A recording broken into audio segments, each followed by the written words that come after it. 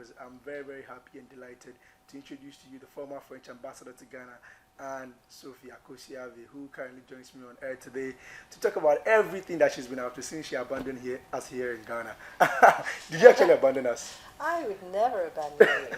I finished my tenure. Thank you so much for having me. And as you can see, I keep coming back. I told you I would come back. And I keep coming back. So sometimes people say, "Oh, you're here," and they're like, "Oh, maybe they're fed up. No, maybe we are not fed up. They have had too much of me." Probably we are excited to see you in town, but we don't know how to show the excitement because we thought you are gone, and you're like, "Oh, you are here again." Oh, I always said I would come back. I have a property here, and then I've got my foundation that I really want to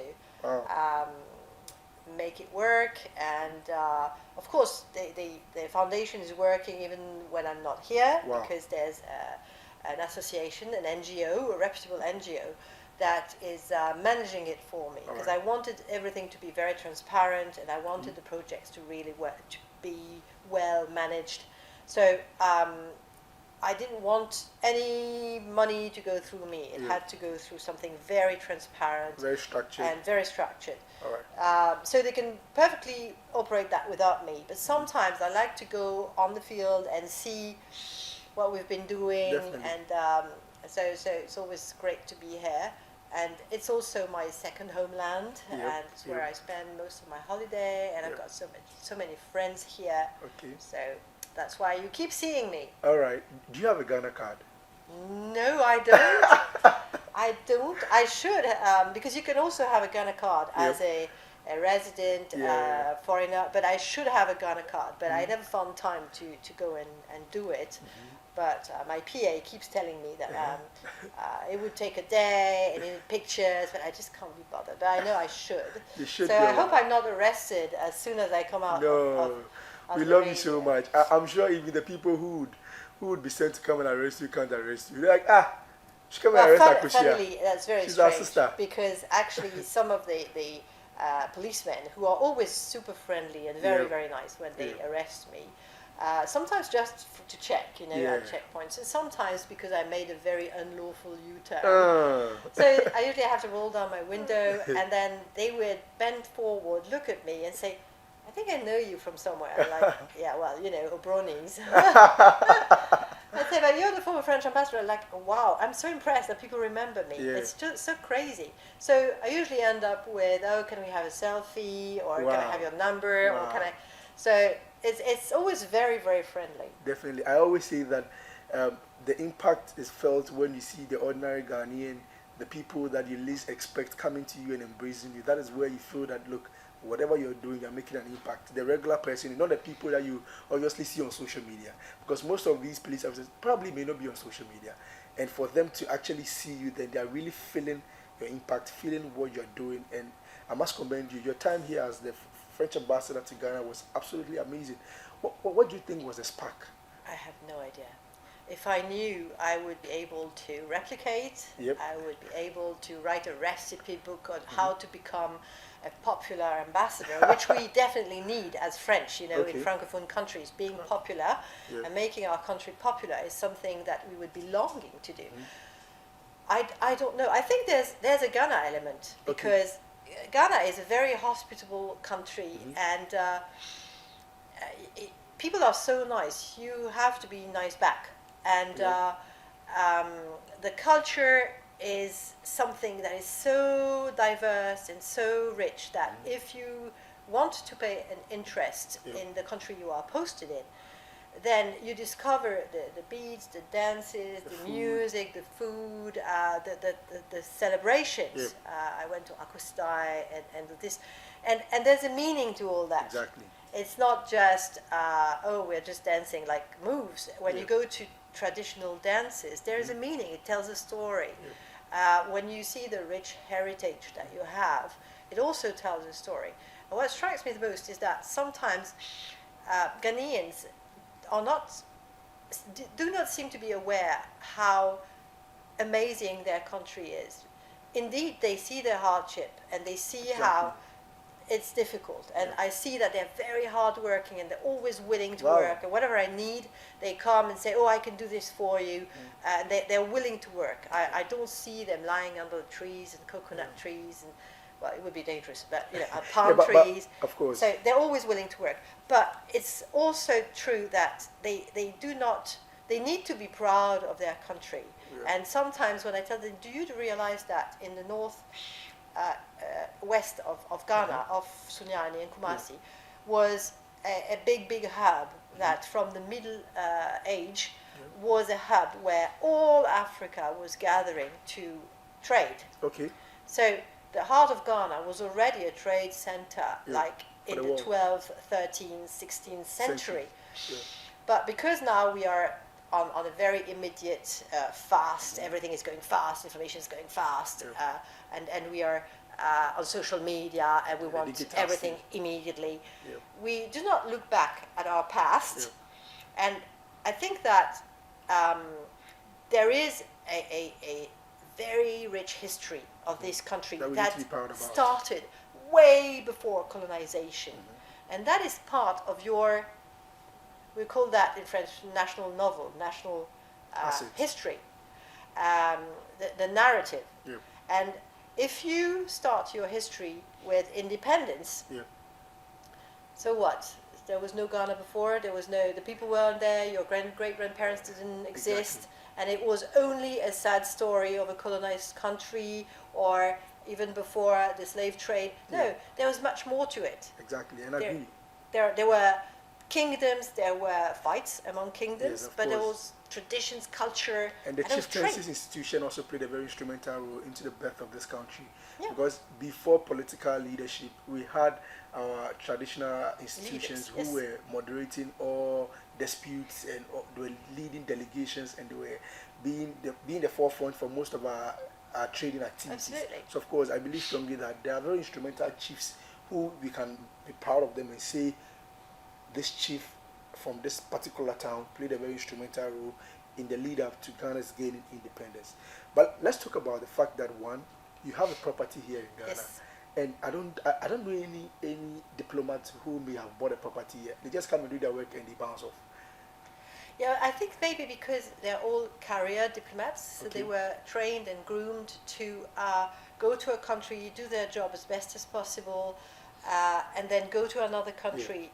To me, I was not a career diplomat. I was a civil servant. I had worked in Ministry of Transport, Ministry of Defense. Then beforehand, I was in the private sector.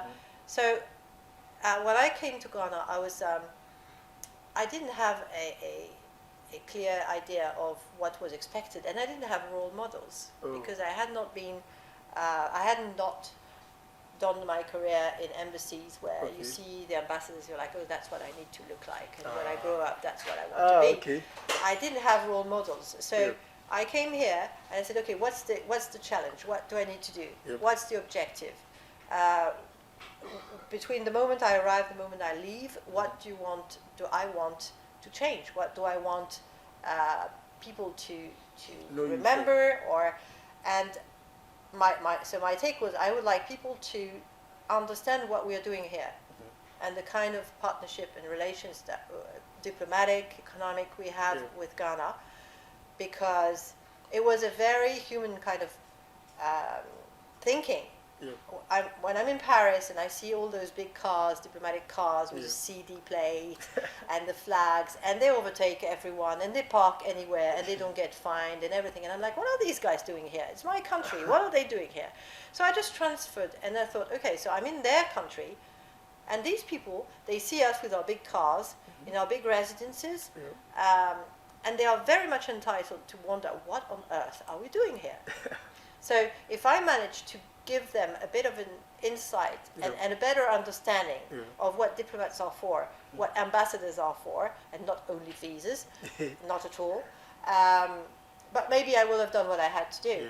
And I had no idea that giving this sort of transparency, which was also a win-win relation, because if I want to display and open up about what my country is doing and what my culture is, my language is, I need to understand your country, your culture, your language.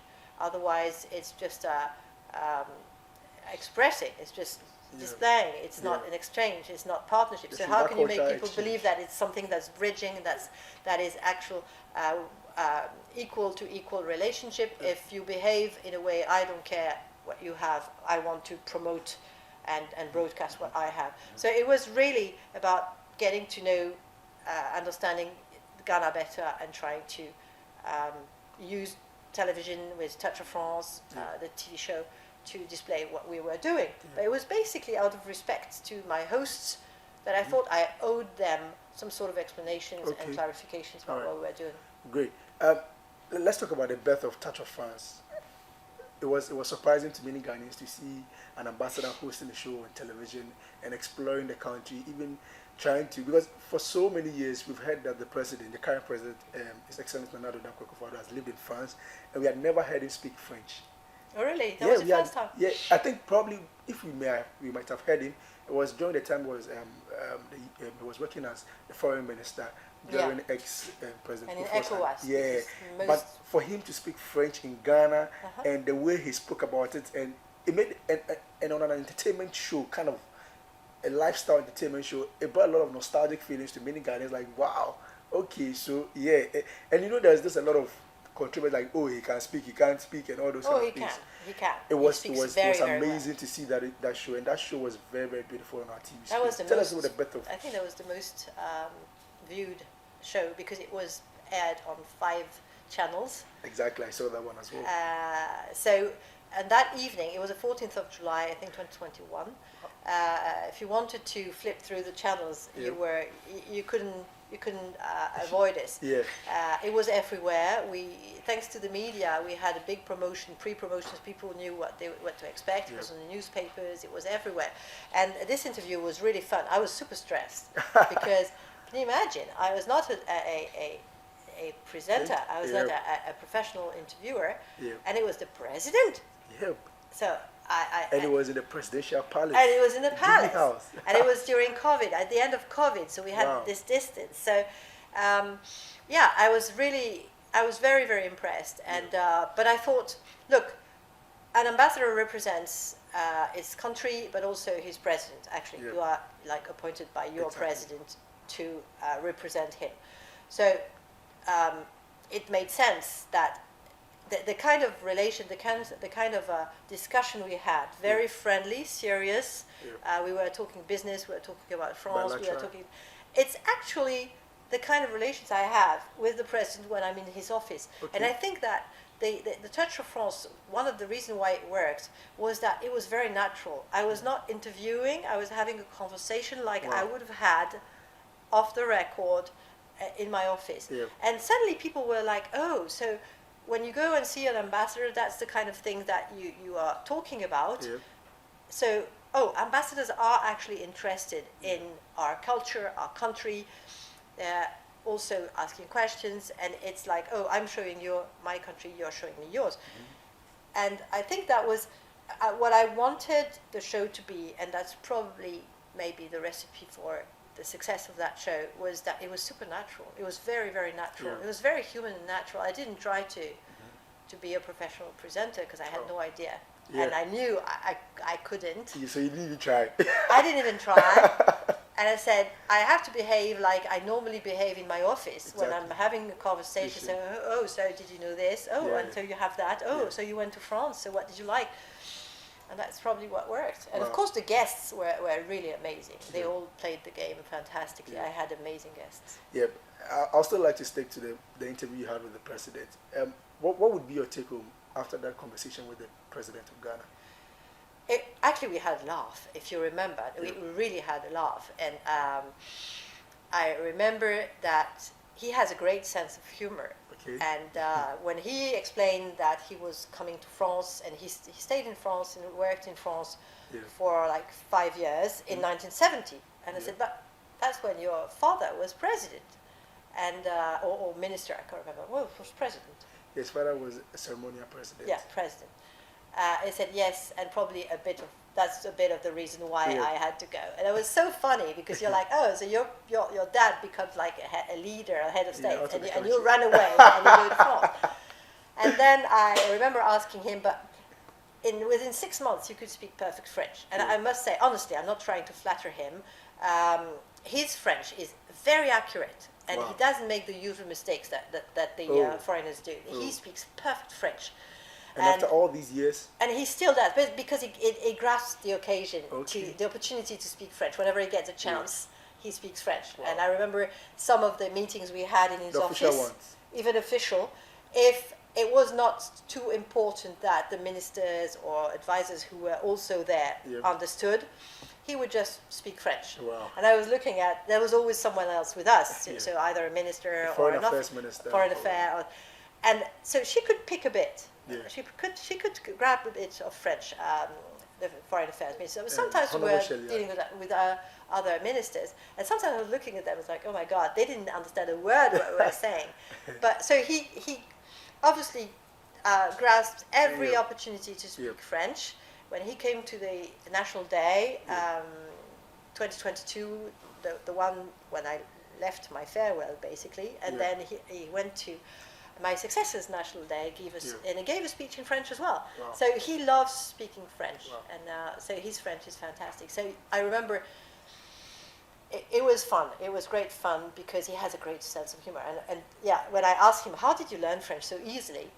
And because you were working in a foreign company, it was actually an Anglophone company. So Yeah. and he said something like, yeah, I was working in English, but I was living in French. Yeah. And Yeah. it was because of people of your gender. And I was like, oh my God. I remember that particular one. And I was, oh my God. So it was really very funny. Yeah. And I think it was also showing to the Ghanaians Yeah. that he had a very human sense of humor, very accessible. Yeah. He's a very accessible and easygoing person.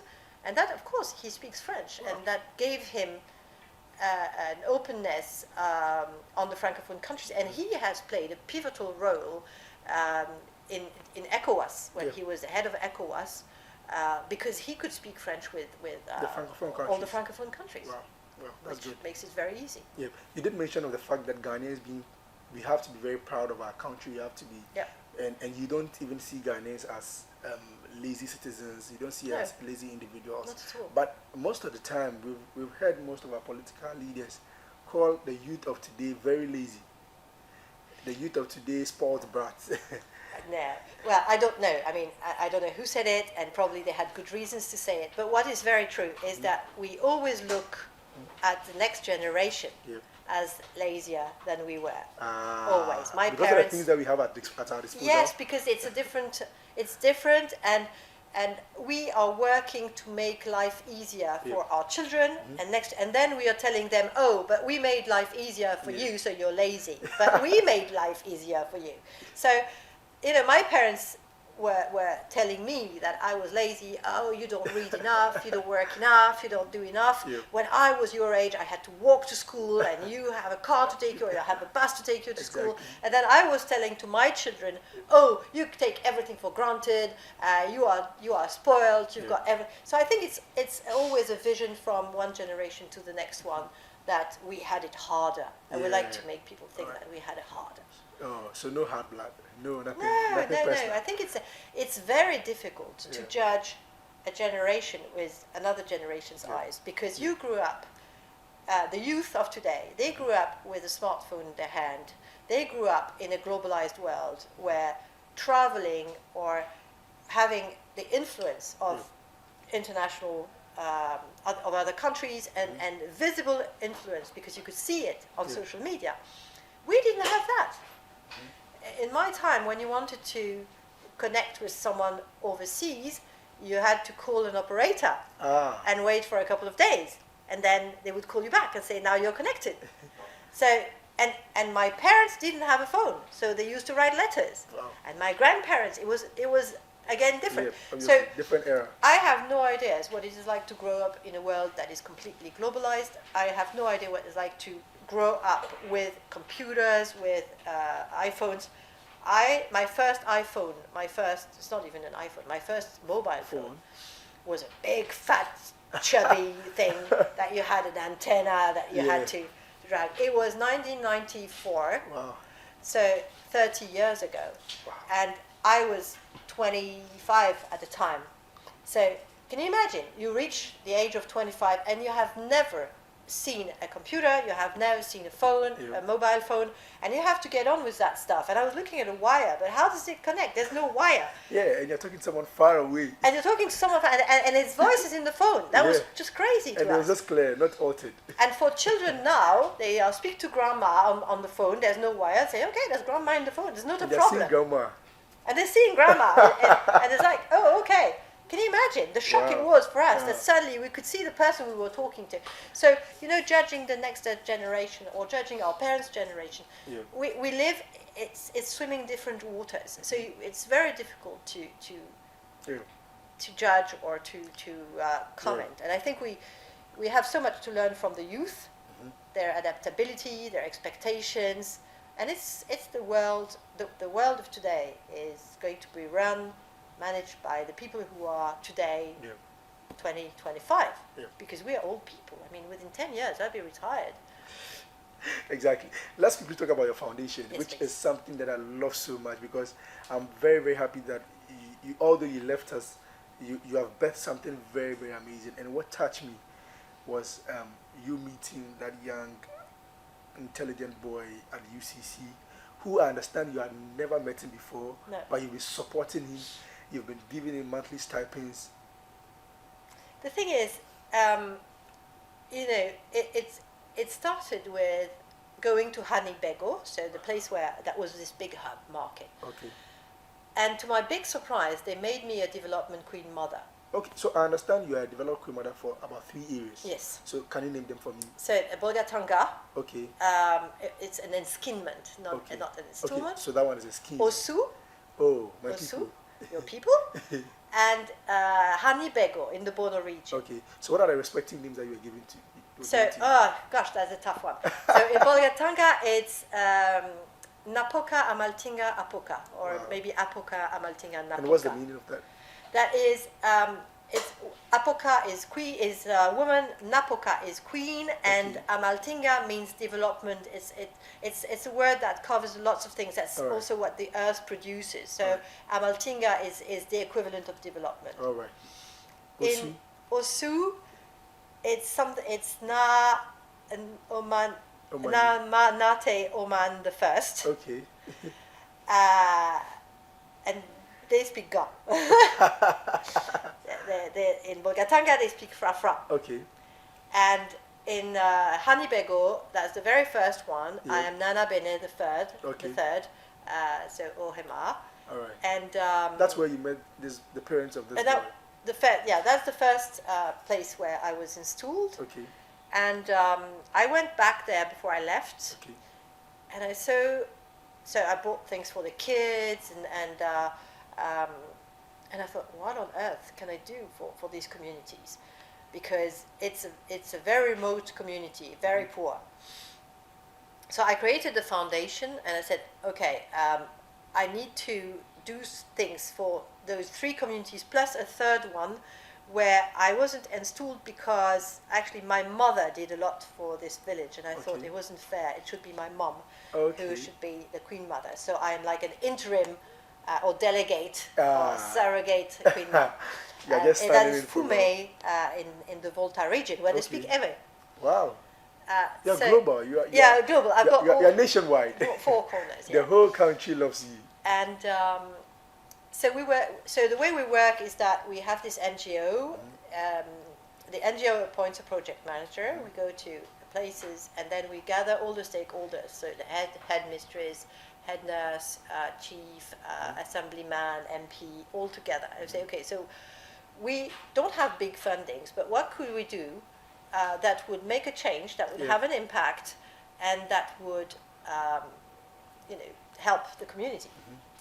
So when we spoke to Hanibego, of course they all have a whole list of needs, but they said what's most urgent, it was just before I left, we have this student who scored A1, A1, A1, A1, A1, in A1. all subjects. 8 A1 in all subjects, the work say.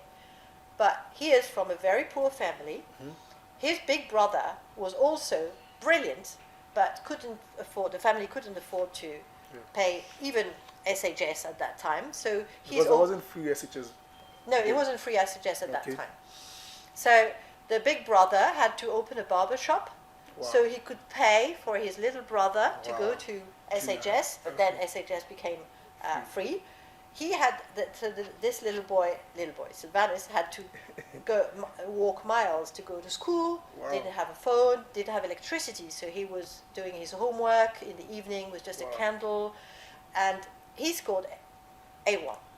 So they told me, unless someone takes care of him, there's not a chance he's going to go to university. He might either become a barber or a farmer or something. Or a farmer. Wow. And I thought it was such a waste because he's such a brain.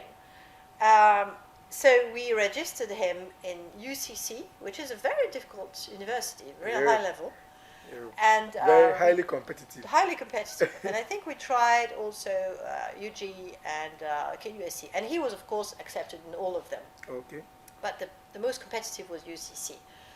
And from Hani, I think he can go through, it's easier to go through Kumasi. Yeah, the road is easier. Yeah, so he had to choose UCC. So he was great. He was happy to go to UCC. So we received the registration, and congratulations, you're registered. Please note that you need a computer, a laptop. And I'm like, oh my God, how are we going to do that? If we pay for the laptop, it's like 2,000 children that we cannot pay for the national health security. Okay. Which is the basic one, but at least it enables them to have the check, to have health checks, to have vaccines, to have the basic things. The basic healthcare. And it was 2,000 children, the price of one computer. So I said, what am I going to do? And that's where social media and the big number of followers all over the world actually I have. It was just incredible. I've just posted. Does any one of you have a used computer that is of course functional? And like 2 hours later, this young Ghanaian from Australia texted me in my DM and said, I've got a MacBook that I'm not using. I'm happy to send it to you. Actually. A MacBook that's brand new. So I'm happy to send it to you if you can clear the customs. So I said, no problem. Send it to me in France, so I will bring it safely to Ghana. And the funny thing is, I was coming to Ghana for Christmas. So it was like November when he said, I'm going to send it. But by the time, from Australia, can you imagine? It's the other side of the world. And I waited for that stuff, and it didn't come. And I was tracking the parcel, and it was not coming. So I said, well, I will bring it when I go in March. So I was in the taxi taking me to the airport to come to Ghana for Christmas. I was coming for BIM concert and Rapaholic and the whole Dirty December. In the taxi, my parents called me and said, oh, a parcel from Australia just came in. Because I know my parents are retired, so they would be there all the time. So I told the taxi, can you make a U-turn and just go back and go and get that parcel? And so I picked up the parcel, rushed back to the airport and bought this computer. Then it's the project manager of the NGO who brought the computer to him in Cape Coast. So I had received pictures, but I had never met him. Wow. So I was receiving the reports. You did all this without meeting him? No, I had never met him. I had received, so he was keeping us posted of his grades. And it's still doing super well, got A's everywhere, it's just super good. And I really wanted to go to Cape Coast and meet him and see if he was living in decent conditions, if he had anything he needed, if he had friends, and if his teachers were happy, and if he was happy. So we went to Cape Coast, and I asked a few people if they would like to come with me. So Clemento Suarez loves to, Who has been very supportive. He's very supportive. Kobe Che. And Kobe Che is doing a lot of these things as a blogger. I know him very well. I've had a lot of conversations with him. Giving awareness. He's amazing. Yeah. So he said, oh, of course, I want to come. And then we had this little minibus where we had, of course, the project manager, then my PA, the photographers, and everyone. And they all came. And that's also very heartwarming because whenever I say, would you like to come along? And I've got a whole bus. I have to hire a whole bus. It's just not just one car.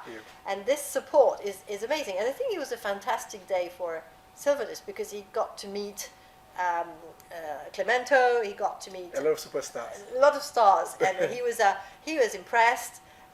He was happy. He was proud. It was his day. Yeah. We went to Cape Coast Castle yeah. because he had never seen the ocean. Can you believe this? Wow. Even though he's been in Cape Coast for like he's a just year. focusing on his studies.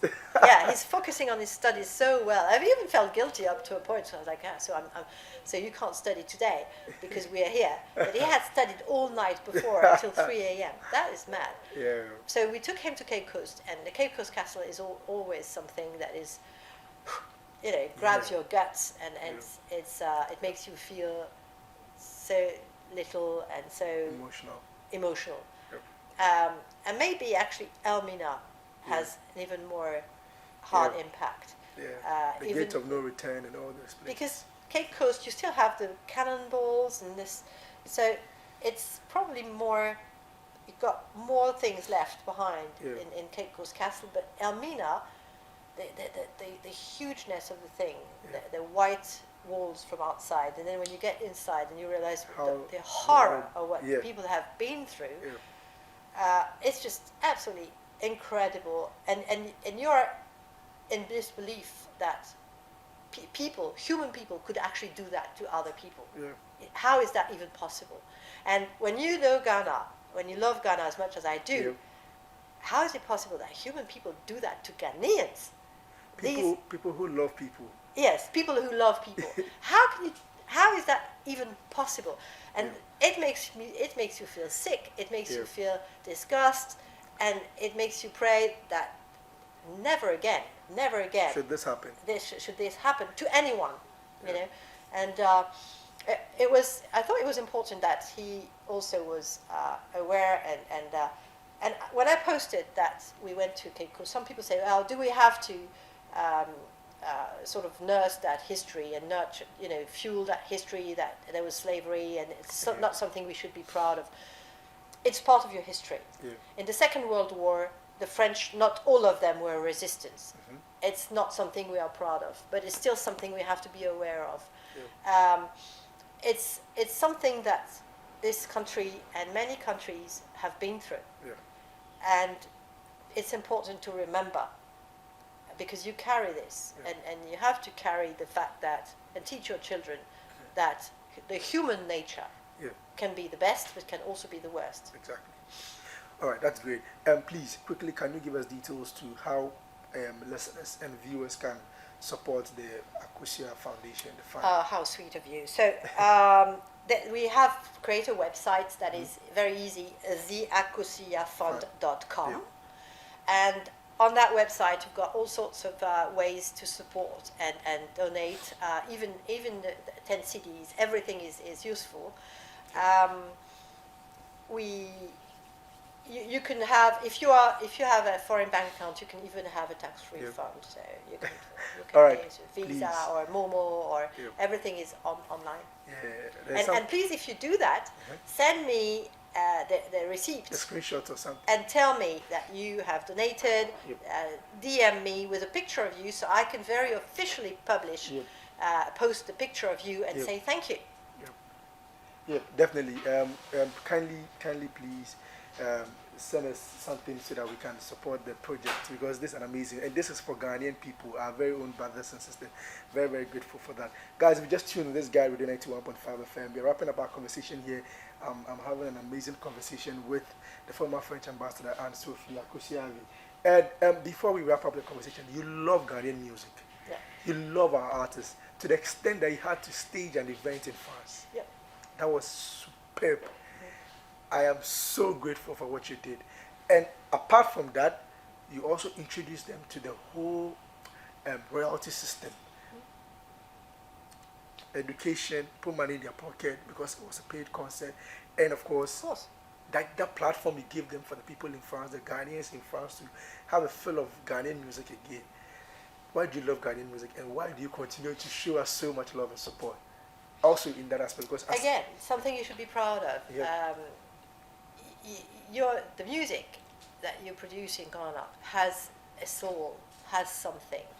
Mm-hmm. Nigerian music is technically fantastic. They're doing great. They've got a great promotion. They support each other. They've got great managers, and they go out there. They go out there. Emphasis. You have to go out there. And sometimes I have conversations with some of your artists. I'm like, why don't you go out there? I mean, your music, what you do.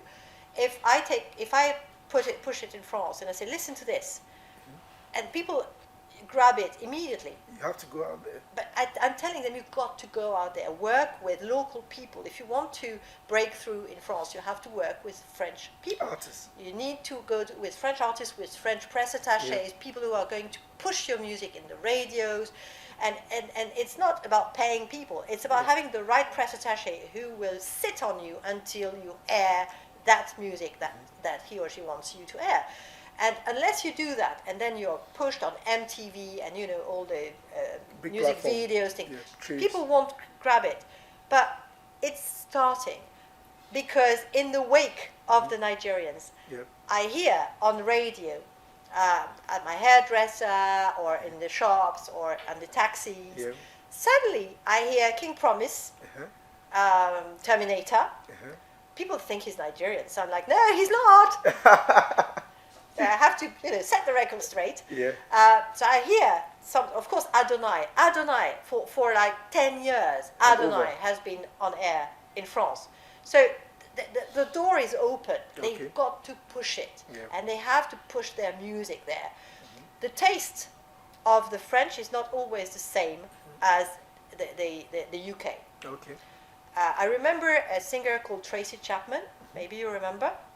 She was British, and she was huge in the UK. It never crossed the channel. Wow. Never, for some bizarre reasons. So the way the French do music is a bit different. We like to hear the voice. We do not consider the voice of the artist like one of the instruments, but we consider the music like a nest for the voice. So the editing is a bit different, and the rhythms are a bit different. But there is space for the Ghanaian artists in France. If you can make it in Paris, you can make it anywhere, but you need to have local people who are going to open the doors for you, because the French system is not that easy to understand. But you have one of the best music. You did mention of the fact that we got to go there. And do you think conversations that you've had with several of our artists, the reason for we not breaking through into these European markets is because we don't go there? Well, someone has to pave the way. And what has been the challenge? Why before you go there to perform, for instance, you have to have someone who is going to plow the field for you, who is going to push your videos, do the conversations and speak to the stakeholders. Put your music videos and your music in the radio and on TV. And then you create an expectation to meet who it is. And then only if you are French, you know which TV show to go to. Which are the TV shows where you're going to have the maximum audience that is going to be your target. And it's not the music channels, it's the regular national channels where you have specific shows where you have to be. So you need to have a French press attaché, a French local manager. You cannot arrive not speaking French and think that because you're good is going to work. No, you have to work with locals. That's how it works. Wow, that's why recently we saw Stonebwoy on France 24. Yes. On interview, another beautiful one. I think. But France 24, well, good for him, and I'm glad. And of course, when I took the Ghanaians to sing for Accra in Paris, we did France 24 as well. But France 24, nobody in France watched France 24. Wow. It's international. It's a channel that is France to the world. Just like we have BBC in London. Absolutely. To the world. CNN. BBC World is not aired in the UK. It's for the world. Same as TV5, same for RFI, the RFI radio. Well, some people in France may be interested by listening RFI, but no, we've got many national radios. RFI and all these are actually aired only overseas, which is great. But no, you need to be known in France. So you need to go to the national TV, not France 24. Not only France 24. All right. All right. You did call for a diplomatic passport, and I'm sure when you wrote that one on your social media platform, there were a lot of people who probably disagreed with you. Others agreed with you. But not too long ago, we had the head of the Creative Arts Council, which is the person of the president's daughter, Jan Krome Akufo-Addo, talk about it, that it's in the pipeline. They are working on a creative card for somebody who has already or all the time pushed for this an agenda, and seeing this coming to life, seeing this coming to reality. How does that make you feel? Well, let's be honest, it was not my idea in the first place. It was talking with these artists and say, but why don't you go out more often and say, we've got an issue because we've got ordinary passports and then we have to apply for visas, and that's why it stops us. That's what stops us. And indeed, it's not always easy to get a slot and to get a Schengen visa. Once you have it, you can access 27 countries. But it's not so easy. So I think the first idea, the first one who mentioned it was Stonebwoy. He told me, would it be possible that we have a diplomatic passport? And I said, it's not up to me. A diplomatic passport is something very discretionary that is given by the state to the people they consider as representatives. So diplomats, indeed, that's the core job, but also ministers or some of the people Government they consider, officials. like, for instance, I don't know, I'm not sure, but for instance, the head of GIPC, it would make sense that he has a diplomatic passport because he goes around Europe to promote Ghana because it's the Ghana Promotion Center. So, you know, these kind of people whose job it is to promote the image, promote the economy, promote the trade, promote the country overseas, it makes sense to have a diplomatic passport. And I said, look, you are investing a lot of money to promote Ghana overseas and organize like festivals or forums or fairs or great, but you have people who you don't even have to pay them. It's the promoters are paying them to be on stage all around the world, and they gather big crowds, and they never forget to wrap themselves into the Ghanaian flag. They are your best ambassadors. So why don't you use them and use them to push this image of Ghana, of December in Ghana, but also, you know, when you see Sarkozy on stage saying, in Ghana we have gold, we have cocoa, we have the sun, we have beaches, we have Come to Ghana. Country, we have traditions, and we have singers like Shatta Wale and Stonebwoy, and we have Adonai, and that's how he introduces Adonai. But like, look, how much would you have to pay for an advertisement that would reach those 5,000 people in front of him to promote Ghana as well as he has? Just give him a diplomatic passport, make his life easier to go all around the world. Just give that speech that he does very naturally. Nobody tells him to do it. He's just proud of his country. Sarkozy made that speech at the BT stage. He did. For So, your return. And many Ghanaians, when they play when they go and perform overseas, they never forget to say, when you go to Africa, go to Ghana. Come to the motherland. Come to the motherland. So, you know, these guys, they are doing this advertisement job. So my take was we should just make their life easier. Okay. So there's a creative arts card coming up, so we're looking forward to that. You love Ghana music. We appreciate your time here. Before you go, you did a quick seminar, or a meet and greet kind of thing, which I saw it. Very amazing thing. Can you please touch on that one also before we wrap up? It was very, very informal. Really. You have a lot of fan base. You have a lot of people. A lot of people pulled up for that meet and greet. Yes. Actually. Well, actually, we did a meet and connect in June 2022, just before I left, and we just took registration as they were coming. We didn't really have a numerous clauses, and we ended up with 3,000 people coming up just to meet and connect. So I just couldn't believe it. And we had to change the venue, and we did it in UPSA, and it was like more than 3,000 people. Yeah, a lot of artists also. And 12 artists turned up. I had actually invited some of them. Did you pay them? No. I had asked them to be there, just, friendly, like it was a party. But not to come and perform. No. I didn't ask them to come and perform. Just to show face and just be there. 12 of them stormed on stage and performed. The people, the patrons were absolutely ecstatic. They couldn't believe it. I couldn't believe it either. And that's where I met Lasmid. I had never met him. He turned up stormed on stage with Kwame Eugene and performed. And I knew the song. It was Friday night. I knew the song, but I was like, I don't even know this guy. Yeah, that's. I said, oh, I saw light and I just turned up. It was just crazy. It was amazing. My manager, DBJ, kept telling me, oh, you need to do it again. And I said, no, I'm no longer ambassador here, but somehow people still want it. And I received lots of DMs of people saying, oh, I want to meet you. And I'm like, oh, okay. So let's do a small thing. Yeah.